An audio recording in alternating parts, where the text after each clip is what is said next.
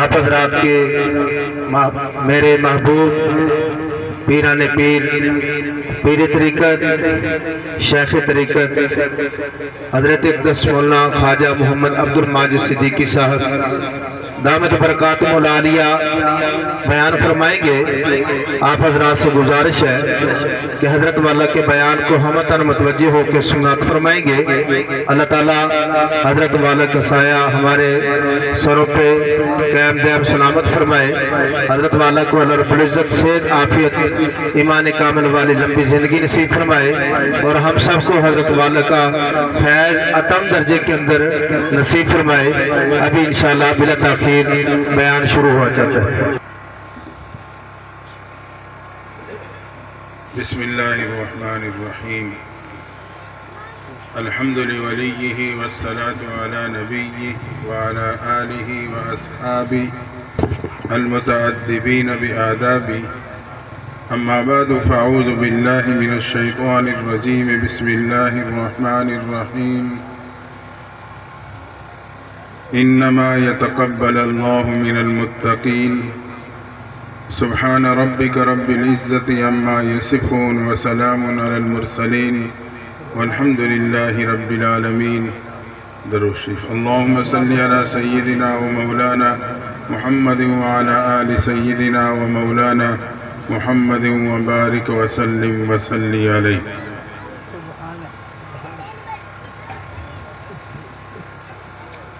ہم اور آپ اس موقع پر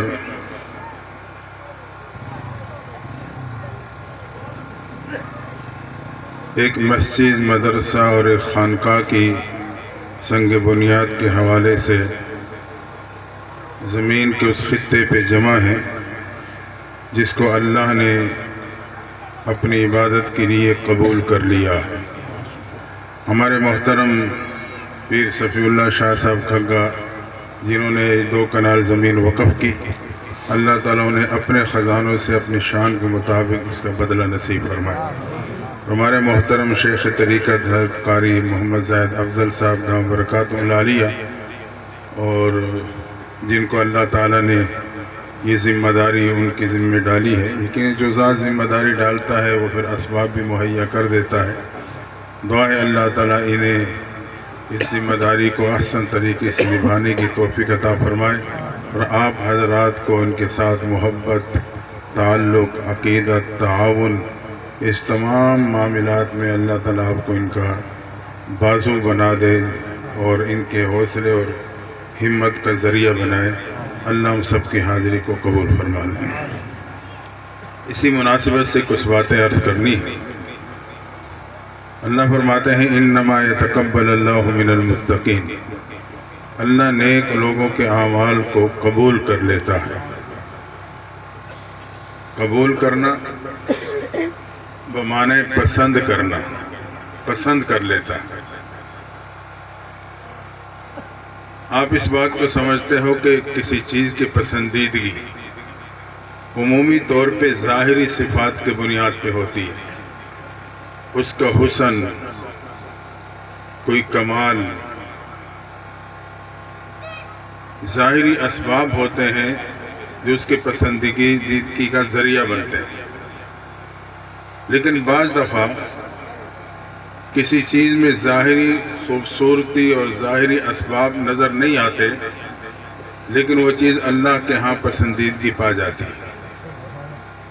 قرآن میں اللہ نے اس کی مثالیں بیان فرمائی۔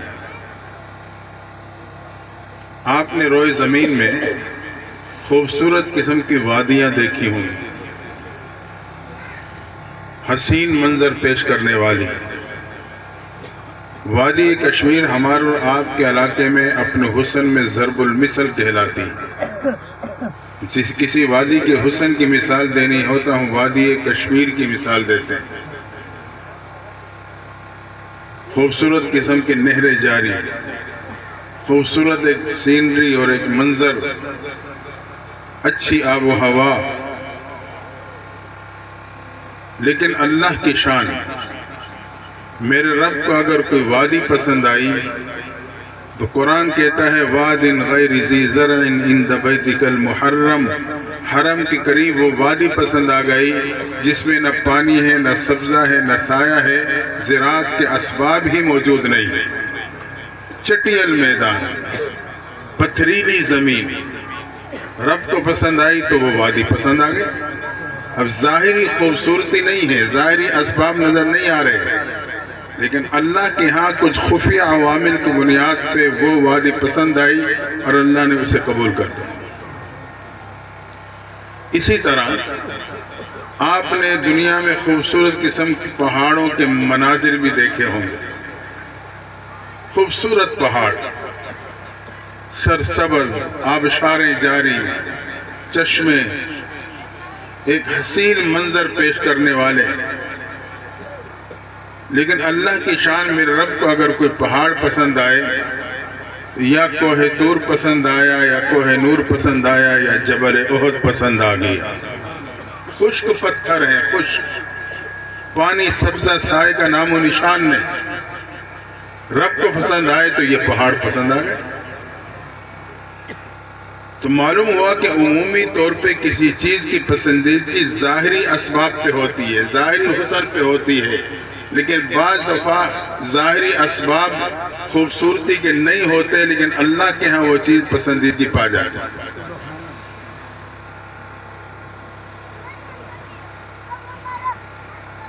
ایک شخص اپنا واقعہ بیان کرتا ہے کہ میری 4 بیٹیاں تھیں، 3 بیٹیاں سادہ شکل تھیں، سادہ مزاج تھیں،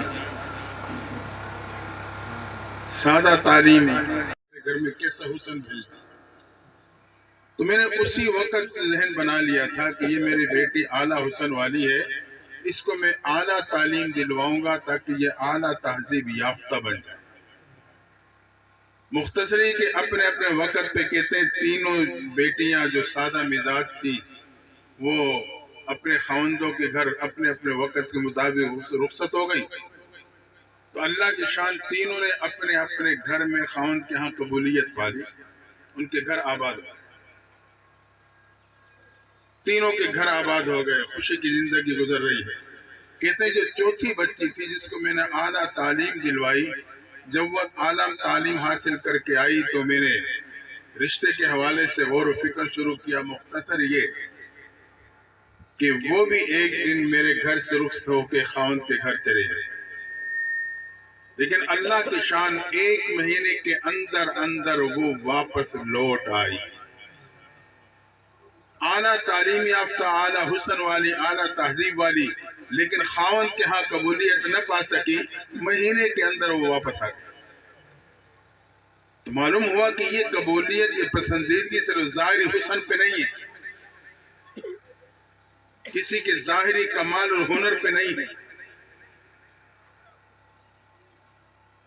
یہ اللہ کی طرف سے ہوتا ہے کہ اللہ تعالیٰ اسے قبولیت عطا کر دے، پسندیدگی عطا کر دے۔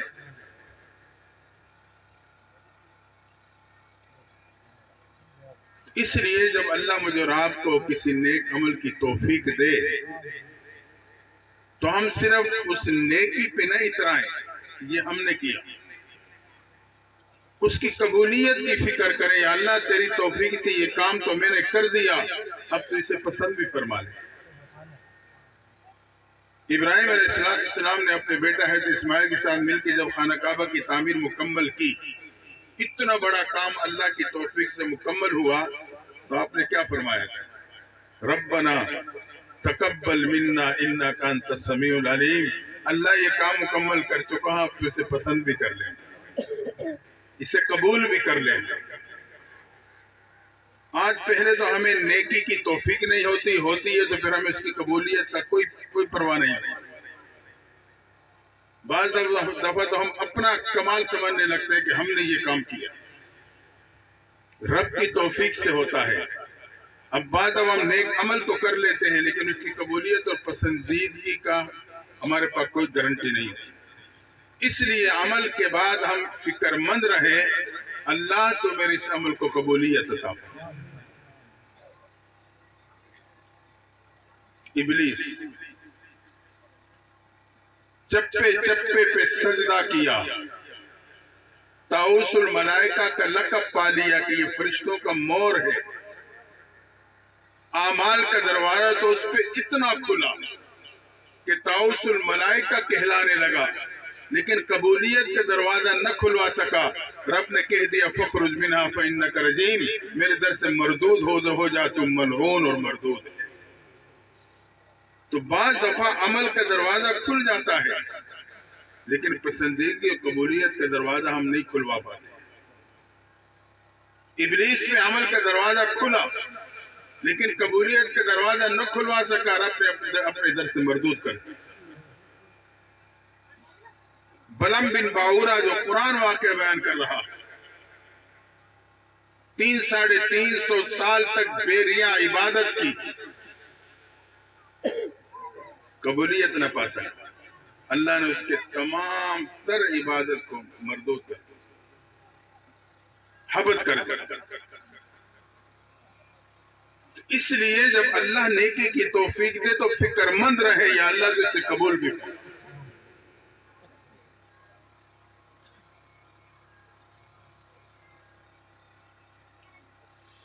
क्योंकि असल चीज काबिलियत नहीं है, असल चीज कबूलियत है।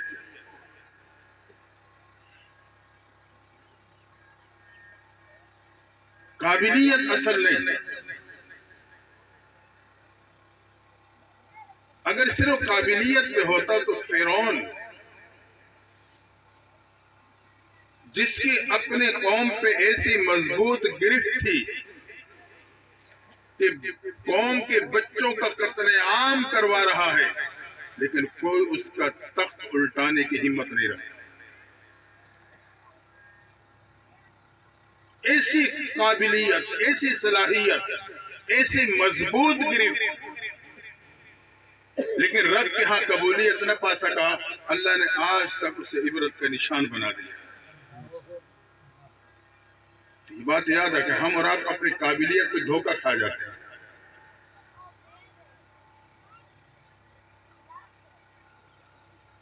अबू जहल अबुल हिकम कहलाता है, हिकमतों का बाप।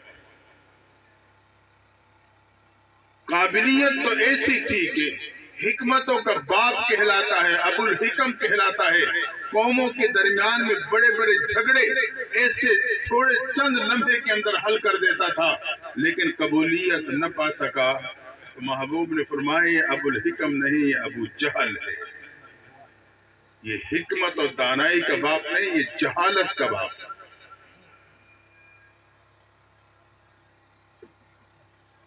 तो ये बात याद रखना, असल चीज काबिलियत नहीं, कबूलियत।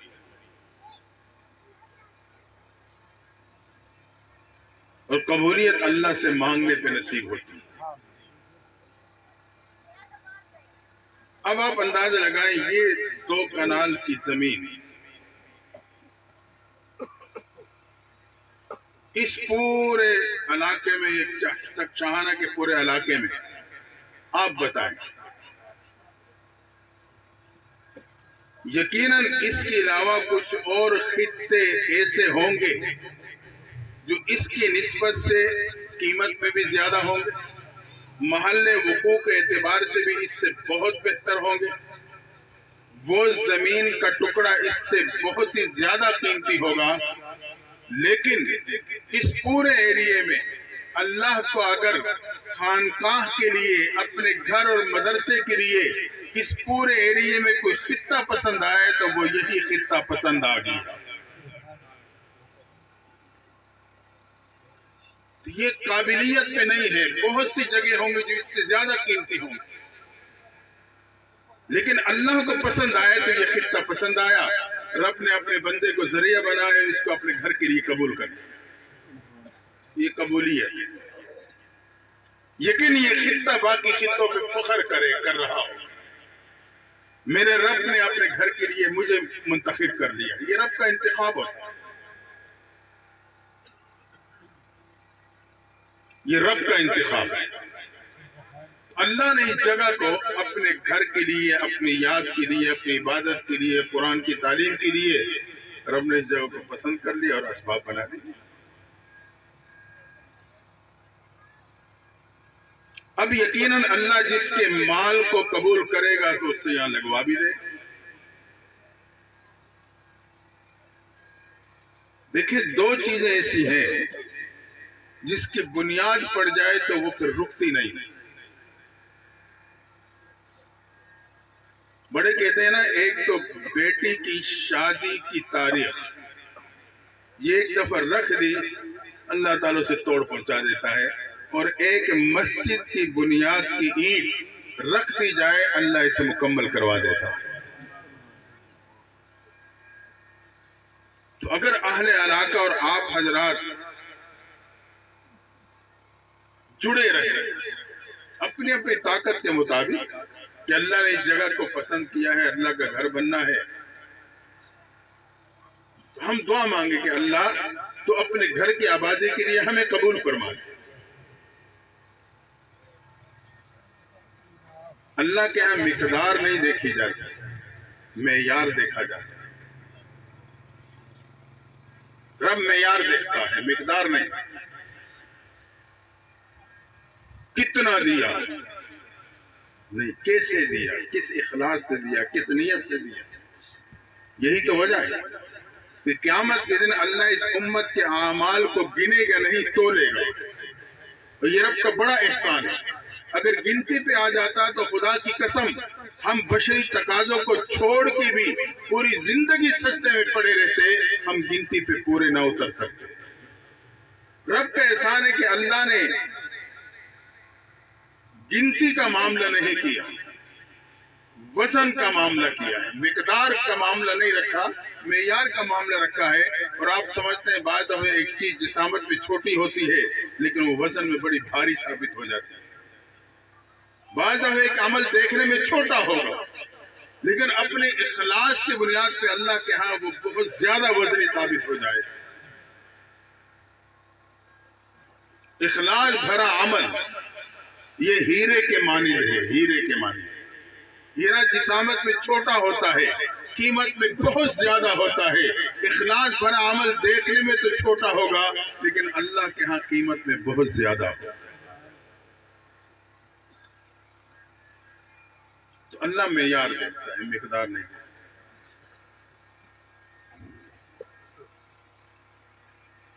تو ہم اپنا ذہن بنائیں، جو عمل بھی ہم کریں اخلاص کے ساتھ کریں، اللہ کی رضا کو پانے کے لیے، اور اس کے ساتھ ساتھ قبولیت کی فکر مند رہیں کہ اللہ اسے پسند بھی کرے.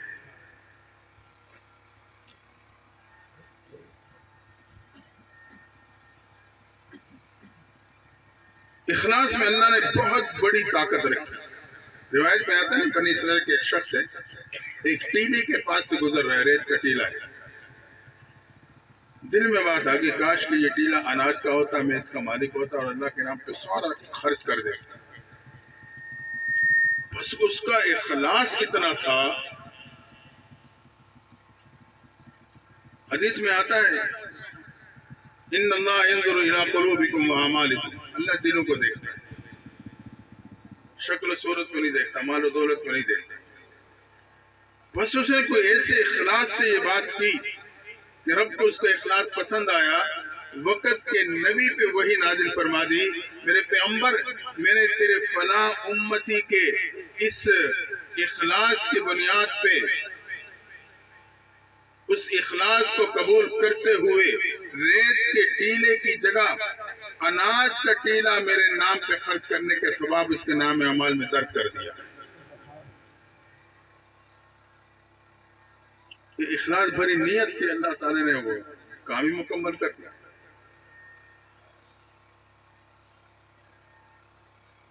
ایک روایت میں آتا ہے کہ پیغمبر صلی اللہ علیہ وسلم نے فجر کے بعد رات کو آپ نے اعلان کیا. چندے کے لیے آپ نے اعلان فرماتے تھے، جہاد کے حوالے سے جماعتیں تشکیل دی جاتی تھی، باقاعدہ چندہ ہوتا تھا. مشہور واقعات آپ نے سنے، صدیق اکبر سب کچھ لے آئے. حضرت عمر نے اس وقت سوچا تھا آج میں صدیق اکبر سے نمبر لے کے جاؤں گا، میرے پاس مال زیادہ ہے. انہوں نے اپنا مال کے 2 حصے کیے، ایک حصہ گھر والوں کے لیے چھوڑا، ایک حصہ لے آئے. حضرت صدیق کے گھر میں جو کچھ بھی تھا جو حضرت عمر کے مال کی نسبت سے بہت کم تھا، لیکن جو بھی تھا سارا لے آئے. بابو نے پوچھا ابو بکر گھر والوں کے لیے کیا چھوڑا؟ کیا لائے ہو؟ یا اللہ سب کچھ لے آئے، گھر والوں کے کیا چھوڑا؟ اللہ گھر والوں کے اللہ اور اللہ کے نبی کی محبت چھوڑا ہے.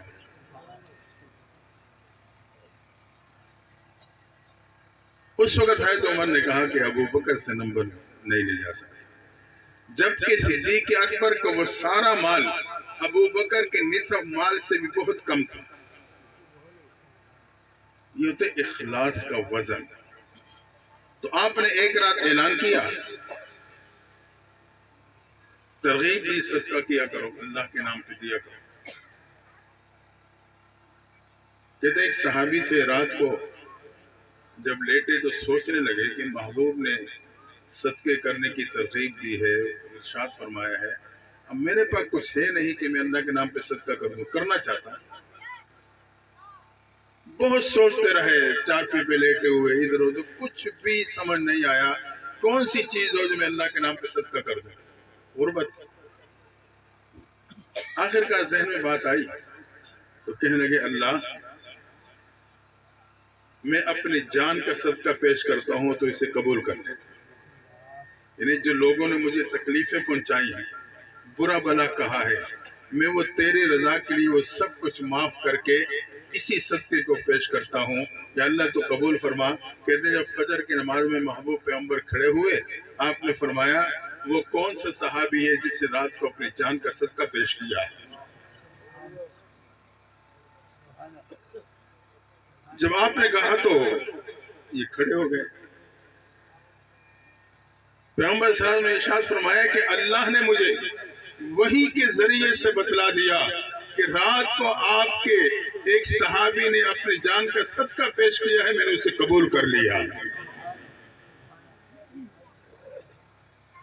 اخلاص میں بڑی طاقت ہے. تو ہم اپنے اندر اللہ کی رضا پیدا کریں. کام چھوٹا ہو لیکن اللہ کی رضا ہوگی تو وہ کام بڑا وزنی ہو جائے گا. کیونکہ قبولیت اخلاص کی بنیاد پہ ہی حاصل ہوتی ہے. کسی عمل کی قبولیت کے لیے دو چیزیں بنیاد ہیں، دو، ایک اخلاص، ایک اتباع رسول. اخلاص تو کہتے ہیں نا انسان کا دل مفتی ہے. اپنے دل سے ہم پوچھ لیں گے یار میں اس عمل میں مخلص ہوں یا نہیں، وہ بتا دے گا. یہ معاملہ تو آسان ہو. دوسری بنیاد ہے اتباع رسول. اگر میرے عمل میں ہے تو اللہ کے ہاں وہ عمل قبول. وہ کیسے معلوم ہوگا؟ اس کے لیے شریعت نے مجھے روایت ایک معیار بتلایا. عربی خطبے میں آپ علماء سے سنتے ہیں خیر القرون قرنی ثم الذین یلونہم ثم الذین یلونہم. اللہ کے محبوب و صحابہ کے زمانہ ایک تھا، آپ کا زمانہ، پھر تابعین کے زمانہ، پھر تبع تابعین کا زمانہ. یہ تین زمانے محبوب پیغمبر نے میرے اور آپ کے لیے شریعت کے حوالے سے سند بنا دی. کوئی عمل ان تین زمانوں میں کسی ایک زمانے میں موجود ہے تو وہ شریعت ہے، سنت ہے، اور وہ ایصال ثواب کا ذریعہ ہے. یوں سمجھے کہ وہ عمل اللہ کے ہاں مقبول ہے. اور اگر ان تین زمانوں میں وہ صورت نہیں ہے، بعد میں سلسلہ شروع ہوتا ہے، اس کے ہاں قبولیت کی کوئی گارنٹی نہیں. اب ہم خود ہی اس پہ ہم غور کرتے جائیں. ہمارے معاشرے میں جو صورتحال ہے ہماری اپنی، دیکھتے جائیں کہ یہ عمل ان تین زمانوں میں تھا یا بعد میں آیا. مسجد کی بنیاد تھی، مدرسہ تھا. دار ارقم مدرسہ سب سے پہلے صفا پہاڑی پہ قائم ہوا. محبوب پیغمبر تشریف فرما ہوتے تھے. حضرت صدیق اکبر ایک ایک پہ محنت کر کے اس مدرسے میں داخلہ دلواتے تھے. تقریباً 37 طلباء اس مدرسے میں داخلہ لے کی صحابیت کا مقام پا چکے تھے کہ 38ویں درجے میں اللہ نے حضرت امیر حمزہ کو اسی مدرسے کا طالب علم بنا دیا. جب امیر حمزہ مدرسے کے طالب علم بنے تو کفر سر جوڑ کے بیٹھا. ہمارے جرنیل ان کی شاگردی میں جا رہے ہیں. امیر حمزہ ایک معروف نام تھا. ابو جہل کی صدارت میں اعلیٰ سطح کا اجلاس خانہ کعبہ میں منعقد ہوا کہ راستہ کیسے روکا جائے.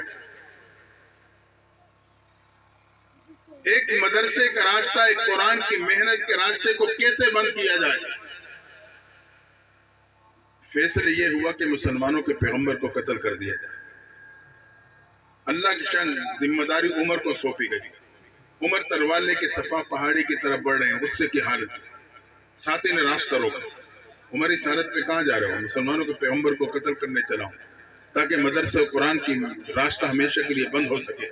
ساتھی نے کہا عمر پہلے گھر جا کے اپنی بہن کی خبر تو لے لینا، وہ بھی مدرسۃ البنات میں داخلہ لے چکی ہے۔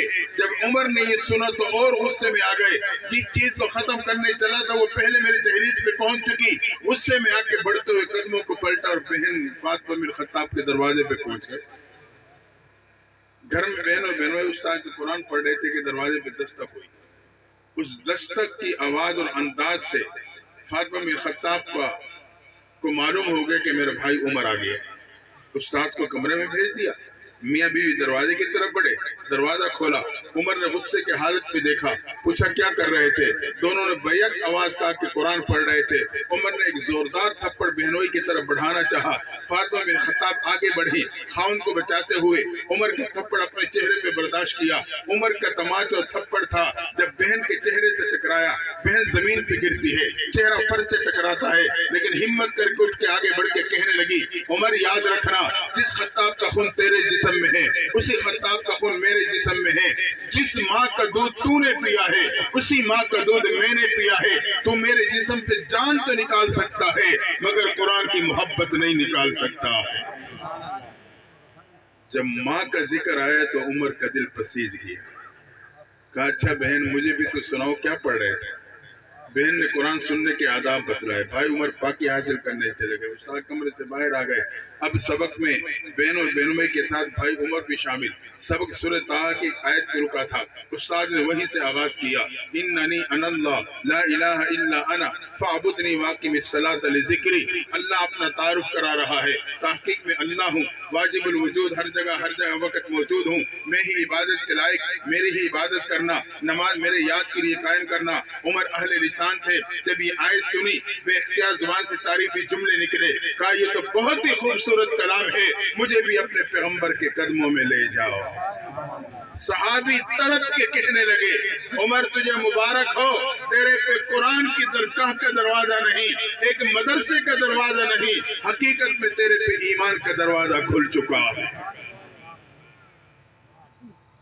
ہاں یقیناً یہاں مسجد مدرسہ بنے گی، خانقاہ کا نظام ہوگا، قرآن کی تعلیم ہوگی، پورے علاقے کے بچے بچیاں تعلیم حاصل کریں گی، یہ بہت بڑی سعادت ہے۔ عمر پہنچے دار ارکن کے دروازے پہ، جہاں محبوب پیغمبر تشریف فرما تھے، دستک دی۔ صحابی جو گیٹ پہ کھڑے تھے انہوں نے جھانک کے دیکھا، چہرے پہ پریشانی کے آثار آ گئے۔ امیر حمزہ نے وہاں سے دیکھا تو بھاپ لیا، فوراً اٹھے گیٹ کے پاس کھڑے ساتھی کے پاس آئے، من تک الباب، کون دروازے پہ دستک دے رہا ہے؟ کہا عمر ننگی تلوار ہاتھ میں پکڑے مدرسے پہ کے دروازے پہ دستک دے رہا ہے۔ امیر حمزہ نے کہا ہٹو دروازہ میں کھولوں گا، اچھی نیت سے آئے ہیں خوش آمدید کہوں گا، بری نیت سے آئے ہیں اسی کے تلوار سے اس کا سر قلم کر دوں گا۔ حضرت امیر حمزہ آگے بڑھے، مدرسے کا دروازہ کھولا، جیسے دروازہ کھولا عمر کی نگاہیں اٹھی تو امیر حمزہ کے چہرے سے ٹکرا گئی۔ عمر نے اٹھی نگاہوں کو جھکا لیا، امیر حمزہ نے بھاپ لیا، انہوں نے اپنے جمے ہوئے قدموں کو ہٹا لیا۔ عمر نے قدم بڑھائے، صحابہ نے راستہ دے دیا۔ عمر بڑھتے ہوئے محبوب کے قدموں میں جا کے بیٹھے، چہرے انور کو دیکھ کے کہنے لگے اللہ کے نبی کلمہ پڑھا دو، یہ سننا تھا۔ تاریخ اسلام کا سب سے پہلا موقع ہے، مدرسے دار ارکن کی فضا نعرے تکبیر سے گونج جاتی ہے۔ صحابہ نے اللہ کی کبریائی بیان کر دی، اللہ کی عظمت کو بیان کر دیا، عمر بھی ایمان کے دامن میں آ گیا ہے۔ اور وہاں سے مدرسہ منتقل ہوا، مسجد نبوی میں آیا۔ میں نے درمیان سے بات چھیڑ دی، مدرسے کی بنیاد نہ کسی کتب ولی نے رکھی ہے، نہ کسی غوث نے رکھی ہے، نہ کسی شیخ نے رکھی ہے، نہ کسی D C O D P O commissioner وزیر مشیر نے رکھی۔ اس مدرسے کی بنیاد خالق کائنات نے خود عالم عرش پہ رکھی ہے۔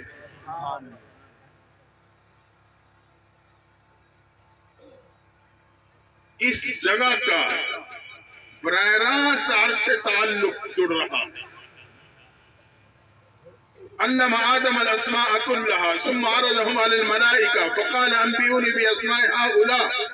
اللہ نے تعلیم و تعلم کا سلسلہ جاری کیا، پھر باقاعدہ امتحان لیا.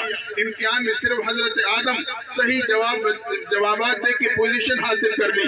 اللہ نے پوزیشن حاصل کرنے کے نتیجے میں حضرت آدم کو انعام کے طور پہ زمین کی خلافت عطا کر دی. یہ سنت اللہ ہے. وہاں سے مدرسہ منتقل ہوا، غار ہیرا میں آیا.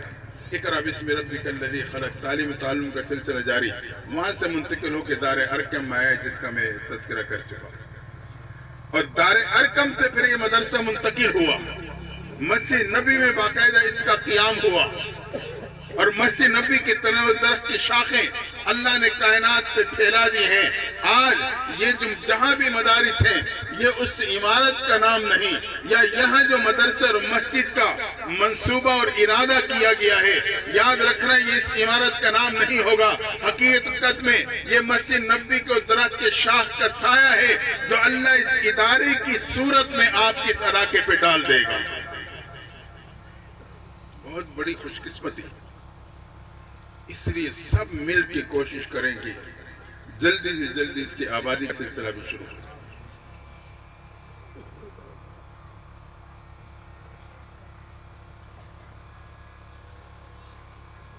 تو اللہ کا گھر مدرسہ جو محبوب کا لگایا ہو گلشن،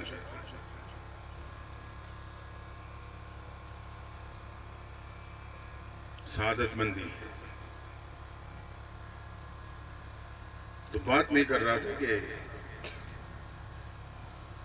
اپنے عمل میں اخلاص پیدا کریں. اخلاص کی بنیاد پہ اللہ تعالیٰ قبول کر لیتا ہے. اخلاص اور اتباع رسول، دو چیزیں.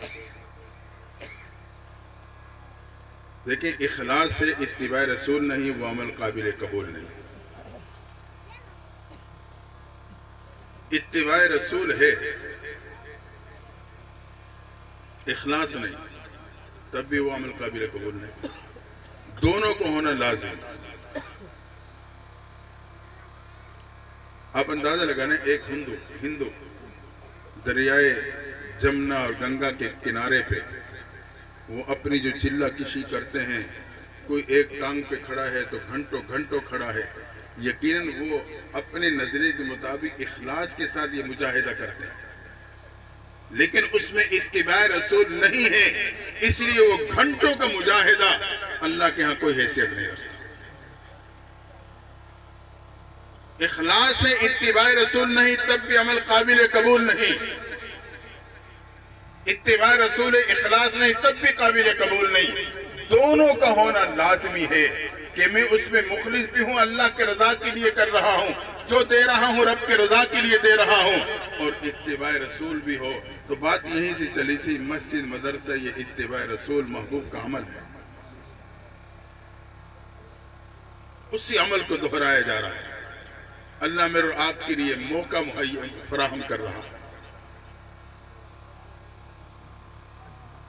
رب کے ہاں تو یہ معاملہ ہے کہ اگر آپ نے ایک اینٹ بھی اخلاص کے ساتھ لگا دی اور اللہ کو قبول ہو گئی، پسند ہو گئی، اللہ اس کے بدلے میں بھی جنت میں محل دے دے. اس کے ہاں کیا کمی ہے؟ مقدار نہیں دیکھتا، معیار دیکھتا.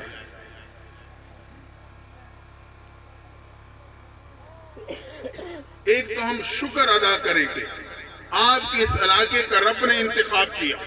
یقیناً ایک وقت آئے گا یہاں دین کی اور ذکر کی، عبادت کی اور قرآن کی تعلیم کی بہاریں ہوں گی. ہم نے تو اخلاص سے شروع کرنا ہے، اللہ کی رضا کی نیت سے. آگے معاملہ رب کا ہے.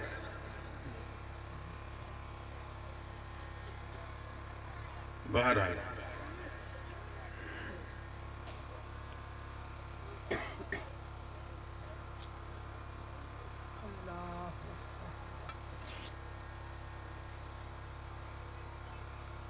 ہماری زندگی کی طرف قدم بڑھائے. اللہ نے مجھے آپ کو بڑی عظیم نسبتیں عطا کی، بڑی عظیم.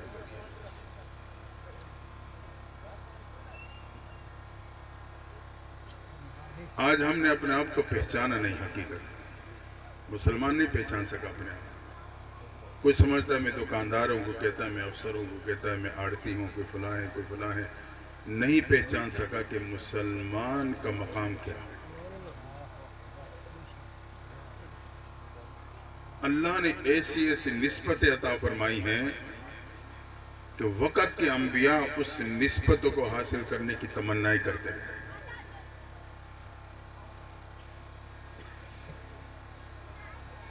اپنی بندگی کی نسبت، اپنے محبوب کی امتی کی نسبت، قرآن اور ایمان کی نسبت، بڑی بڑی نسبت ہے۔ اس نسبت کی لاج رکھیں۔ آج ہماری زندگی میں نسبت کی لاج ختم ہو گئی۔ نسبتوں کی لاج رکھیں۔ اللہ نسبت کی بڑی لاج رکھتا ہے۔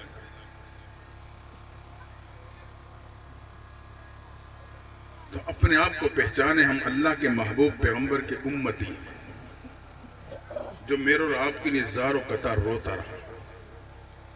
شاید ہم نے کبھی نہیں سوچا ہوگا محبوب اپنے امت کے لیے کتنے حریص تھے، کیسے روتے تھے۔ آپ کے آنسو مبارک سے آپ کی چٹائی مبارک تر ہو جاتی تھی۔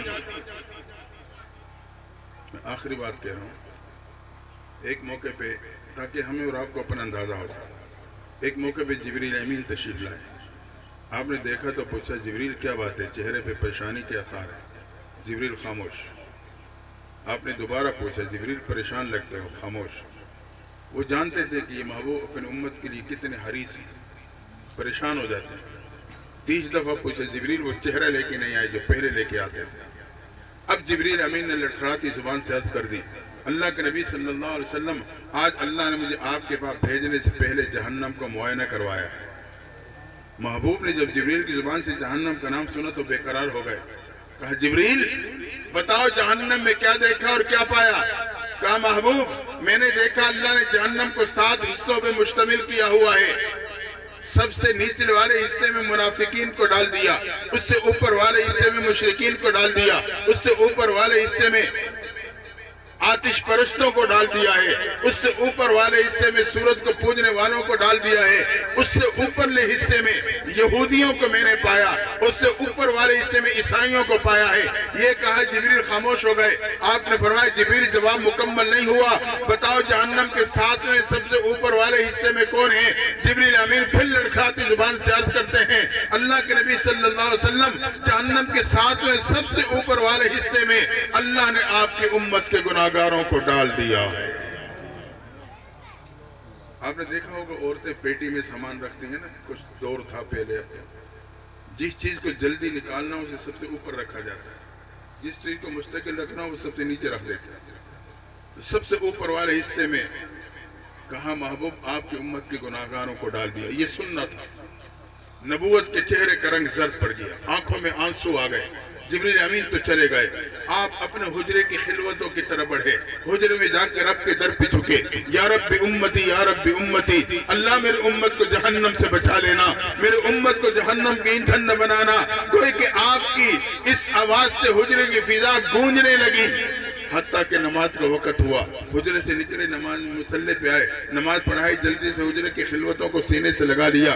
صحابہ حیران رہ گئے، معلوم نہیں کیا وجہ ہے، پہلے نماز کے بعد تشریف رکھتے تھے، ہم آپ کے چہرے انور کا دیدار کیا کرتے تھے، آج آپ بہت جلدی سے واپس چلے گئے، لگتا ہے نبوت کو کوئی اہم معاملہ پیش آیا ہوگا، اس لیے آپ فوراً جلدی حجرے میں چلے گئے۔ خیر صحابہ نزاکت کو سمجھ نہ سکے، حتیٰ کہ آپ حجرے میں جا کے پھر رب کے در پہ میرے اور آپ کے لیے رو رہے ہیں۔ نماز کا وقت ہوا، حجرے سے نکلے، نماز پڑھائی، پھر جلدی سے حجرے کی خلوتوں میں چلے گئے۔ اب صحابہ سوچے پہ مجبور کہ معاملہ کیا ہے، وجہ کیا ہے، کون سا ایسا اہم معاملہ ہے، حتیٰ کہ تیسری نماز کے انتظار میں صحابہ کھڑے ہیں کہ محبوب پیغمبر آئیں گے، ہم دیکھیں معاملہ کیا ہے۔ محبوب پیغمبر تیسری نماز کے نکلے، صحابہ پہلے سے متوجہ، کیا دیکھا کہ نبوت کے چہرے کا رنگ زرد ہے، آنکھوں میں آنسو تیر رہے ہیں۔ صحابہ جان گئے نبوت بے قرار اور پریشان ہے، لیکن ہمت نہیں آگے بڑھ کے پوچھا جا سکے۔ مختصر یہ کہ ایک دن گزرا، دوسرا دن گزرا، جب تیسرے دن آیا تو صحابہ سے برداشت نہ ہوا،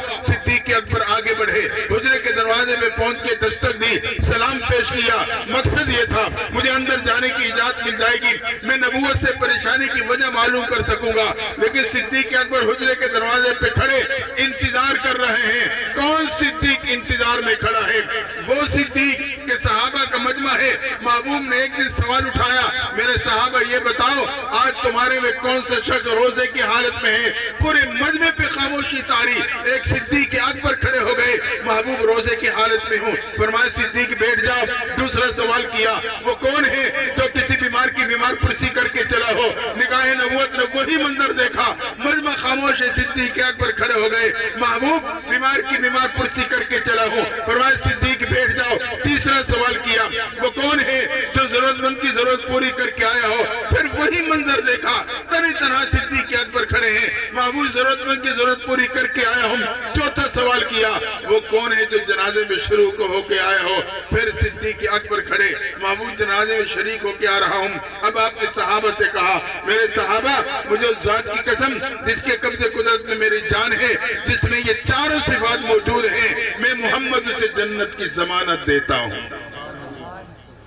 जुबान नबूवत से सहाबा की झुरमट में जन्नत की बशारत सुनने वाले सिद्दीक अकबर हुजरे के दरवाजे पे खड़े इंतजार करते करते आखिरकार वापस लौट गए।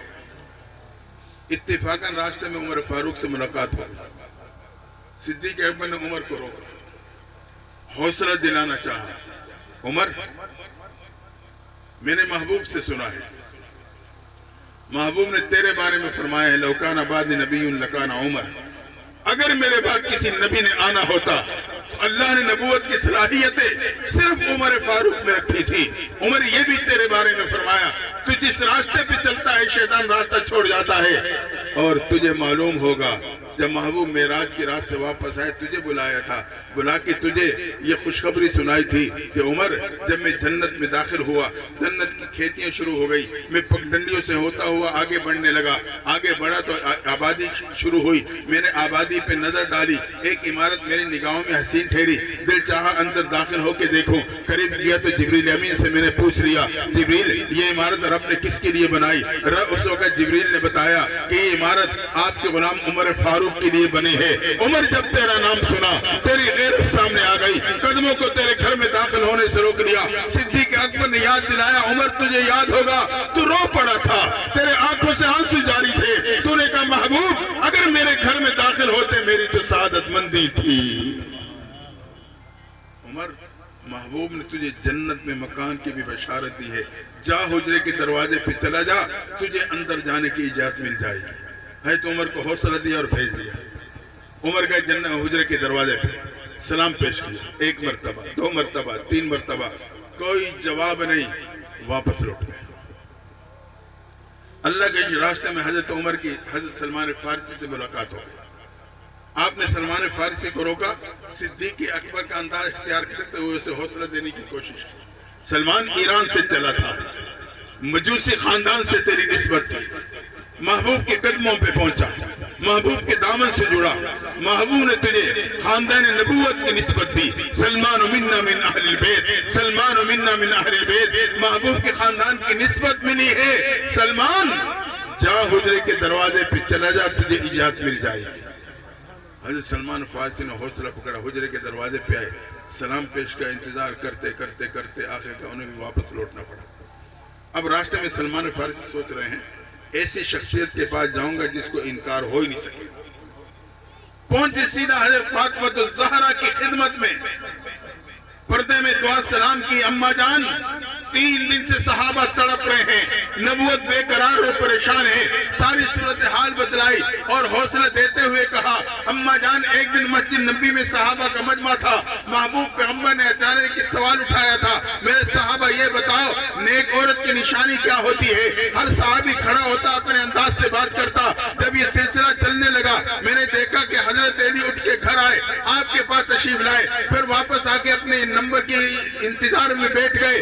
जब हजरत अली की बारी आई, खड़े होकर कहा, अल्लाह के नबी सल्लल्लाहु अलैहि वसल्लम नेक औरत की निशानी ये है, न उसने किसी गैर महरिम को देखा, न उसको किसी गैर महरिम ने देखा। कहा अम्मा जान, जब ये जुमला महबूब पैगंबर ने सुना तो निगाह नबूवत मोहब्बत भरे अंदाज से हजरत अली के चेहरे पे जम गई। हजरत आपके चेहरे पे मुस्कुराहटें अली जान गए, जुमला आपको पसंद आया। कहने लगे अल्लाह के नबी सल्लल्लाहु अलैहि वसल्लम, ये जुमला मेरे नहीं, मुझे फातिमा ज़हरा ने बतलाया है। जब महबूब पैगंबर ने सुना तो आपने फरमाया अली, फातिमा तो बिज़अतु मिन्नी, फातिमा तो मेरे जिगर का टुकड़ा है। अम्मा जान आप जाएं, आपको तो इजाजत मिल जाएगी। जब हज़रत फातिमा ज़हरा ने सारी सूरत हाल सुनने की परेशानी है, साहबा बेकरार है, पहुंचे हुजरे के दरवाजे पे सलाम पेश किया।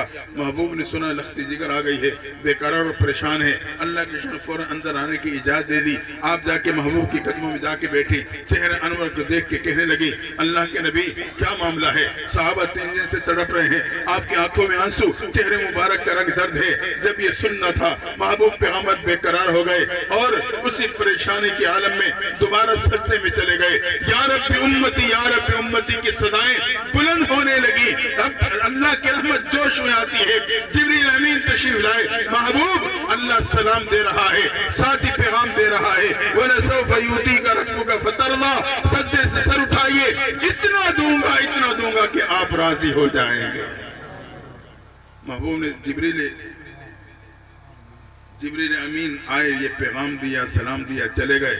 आपने सजदे से सर उठाया, लख्ती जिगर की तरफ मुतवज्जो हुए, फरमाए फातिमा मुबारक हो, अल्लाह ने मेहरबानी का मामला फरमा दिया। अल्लाह ने मेरे से वादा कर लिया है क़यामत के दिन आपको इतना दूंगा कि आप मेरे से राजी हो जाओगे। फातिमा गवाह हो जाना, मैं क़यामत के दिन अल्लाह से उस वक्त तक राजी नहीं होऊंगा जब तक अल्लाह मेरी उम्मत के आखिरी फर्द को भी जन्नत में दाखिल नहीं कर देगा। ये वो महबूब थे जो मेरे और आपके लिए तड़पते रहे। लेकिन अफसोस ये है कि मैंने अपने आप को नहीं जाना, अपनी निस्बतों को नहीं समझा कि अल्लाह ने मुझे और आपको कितनी बड़ी बड़ी निस्बतें अता फरमाई। तो आए एक पहचाने, ये जो खानकाएं होती हैं, मस्जिद मदरसा होता है, यहाँ आने जाने से इंसान अपने आप को पहचानता है और इसके साथ साथ वो कुरान की आजमत को भी समझता है, कुरान की अजमत को भी समझ लेता है। आज हमारे माशरे में क्या सूरत हाल है? हमने कुरान उठाया या तो चोर का नाम मालूम करने के लिए, या फाल निकालने के लिए, या कसमें खाने के लिए, या लोटे पे फिराने के लिए, या मुर्दे को हवा देने के लिए, या बेटी को रुखसत करते हुए उसके सर के ऊपर लेके खड़ा होने के लिए। अगर कोई दीनदार ज़हन रखता है, उसने कुरान उठाया है सिर्फ और सिर्फ अपने बेटे का नाम रखने के लिए। कुरान जुबान हाल से कहता है मैं नामों वाली किताब नहीं, वो तो उर्दू में छपी मार्केट में बिकती है। मैं किरदार का पैगाम देती हूँ, किरदार का दर्श देती हूँ। हाँ, हम कुरान से ताल्लुक जोड़ें ताकि हम बाकिरदार बन जाएं। ये मेरा आखिरी पैगाम है जो पल्ले बांध के जाना। हज़रत बिलाल के पास क्या था? न रंगत थी, न हुस्न जमाल था, न नशो निगार थे, न माल दौलत, न कोई मकाम मर्तबा, न हस्ब नसब, नस्ल गुलाम, बिकते चले आ रहे। किरदार बनाया था, कुरान से जुड़े, कुरान नबी के दामन से जुड़े, किरदार बनाया था। अल्लाह ने कैसा उरूज अता किया। यही बिलाल चलता तो मक्का की गलियों में है, लेकिन कदमों की आहट जन्नत में सुनाई देती है। तो आए हम मस्जिद मदरसा और खानका के आबादी का जरिया बने, ताकि बेशुमार लोग यहाँ से ताल्लुक जोड़ के अपने किरदार पे मेहनत करने वाले बन जाएं और उसके नतीजे में मेरे आपकी दुनिया और आखिरत संवर जाए। दुआ है अल्लाह ताला हम सबको अमल करने की तौफीक अता फरमाए। वाखिर दावाना अल्हम्दुलिल्लाह रब्बिल आलमीन। वो बेत अल मौत थी।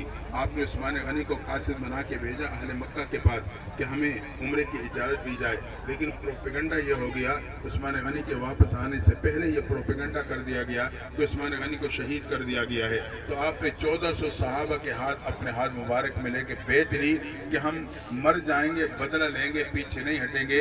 ये बेत अल मौत कहलाती है। और एक बेत अला तर्क मासी, गुनाहों की छोड़ने की बेत, जो हमारे सिलसिला نقشبندیہ میں بیت ہوتی ہے اس کو ترک معاشی کی بیت کہا جاتا ہے، ہمارے الفاظ میں اس کو توبہ کی بیت کہتے ہیں۔ تو اس کی اپنی برکات اور اس نسبت کے اپنے اثرات ہیں، کسی موقع پر عرض کریں گے۔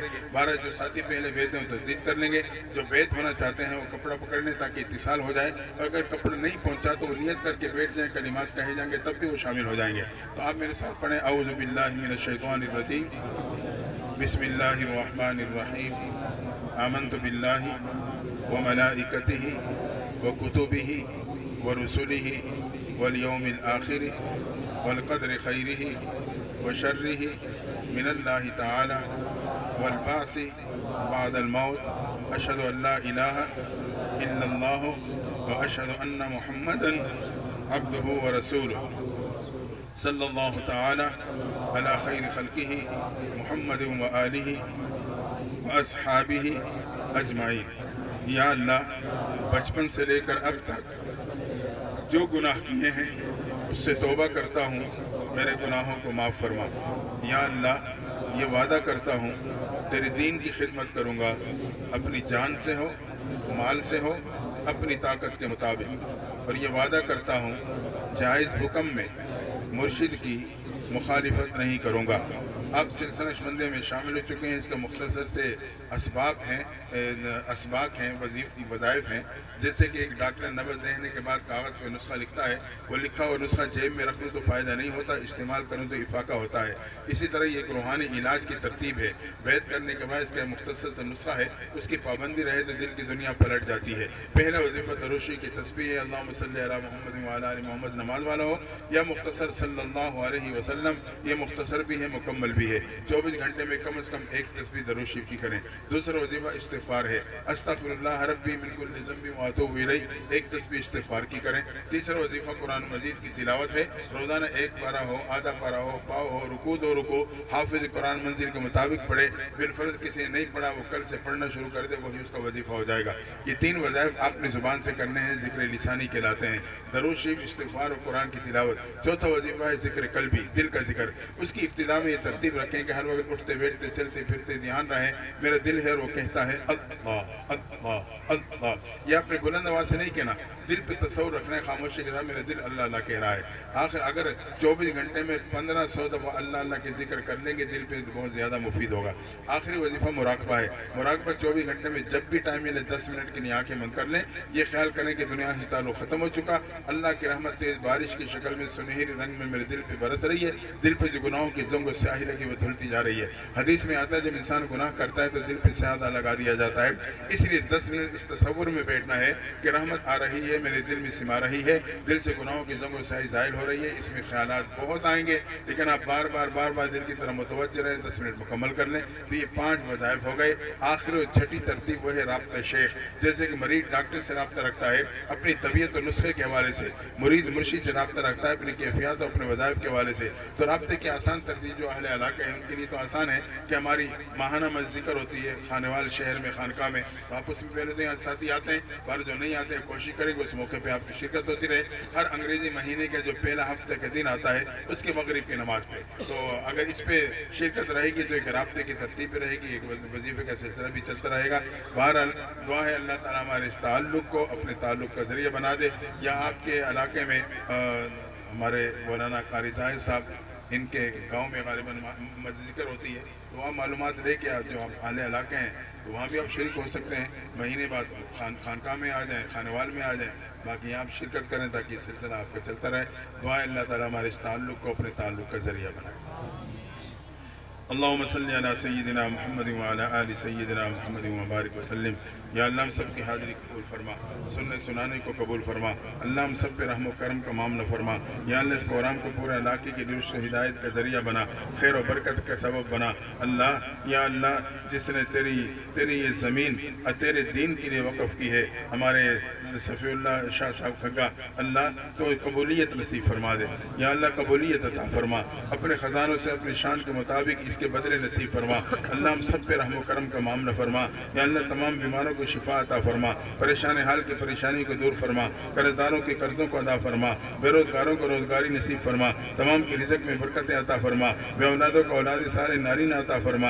اللہ جن کی اولاد ہے نیک و صالح بنا، جس گھر میں نوجوان بچے بچیاں موجود مستقبل کو روشن فرما، امت مسلمہ پہ رحم فرما، مسلمانوں کی مدد و نصرت فرما، ملک پاکستان کی حفاظت فرما۔ یا اللہ تمام علماء، مساجد، مدارس، خانقاہ، تبلیغی جماعت، عقیدہ ختم نبوت کی حفاظت فرما۔ اللہ جتنے مسلمان دنیا سے جا چکے مغفرت فرما، جو زندہ ہیں خیر و عافیت نصیب فرما۔ اللہ اس موقع پہ جتنے حاضرین ہیں تمام کا حرمین شریفین کی قبولیت والی بار بار کی حاضریہ نصیب فرما۔ صلی اللہ تعالی علی خیر خلقہ محمد و آلہ و اصحابہ اجمعین برحمتک یا ارحم الراحمین۔